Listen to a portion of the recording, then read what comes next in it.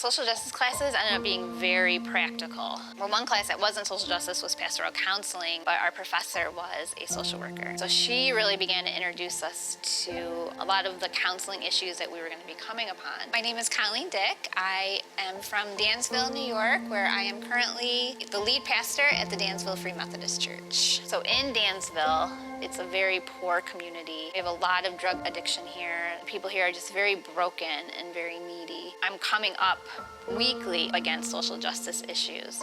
So for instance, we have a lot of problems here with the landlords who really take advantage of the poor. I just happened this past semester to be taking a class called Social Policy, Leadership, and Community Change. And there we learned real practical ways on how I can step in as a pastor, as a representative of the kingdom of God, and help people in their times of need. One instance, we had a woman who her landlord was threatening eviction. I would try to think of what practical thing can I do to help her, so I wrote a letter to her landlord explaining the circumstances, explaining that I was working with her. And I don't know that that's something I would have thought to do before I had taken the social policy class. So I grew up a pastor's kid. I really saw the good, the bad, and the ugly of the church. Growing up in that environment, I wanted nothing to do with ministry. As a teenager, I walked away from the Lord. When I got into my 20s, I was living life. I had a couple children, and that was really hard, especially financially. I was really just doing it alone. A couple of years later, I experienced my own personal revival, and that was around 2008.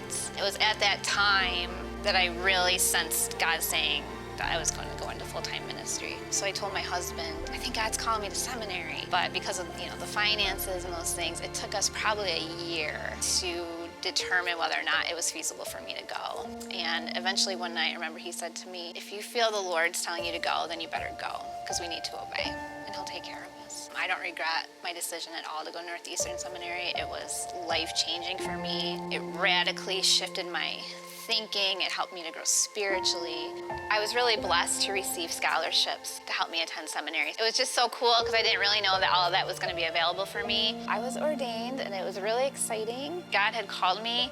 I was not in a place to where I could understand how that was ever going to happen. So eventually God led my family and me to the Free Methodist Church. We just fell in love with the people. We fell in love with what they believe. But I think what really solidified my position in the Free Methodist Church was when I met B.T. Roberts. And I took a class on Free Methodist polity. I realized that my vision and my story is so similar to his. That was like the real thing that really connected me to this denomination. So I count it an honor and a privilege to be ordained in the Free Methodist Church.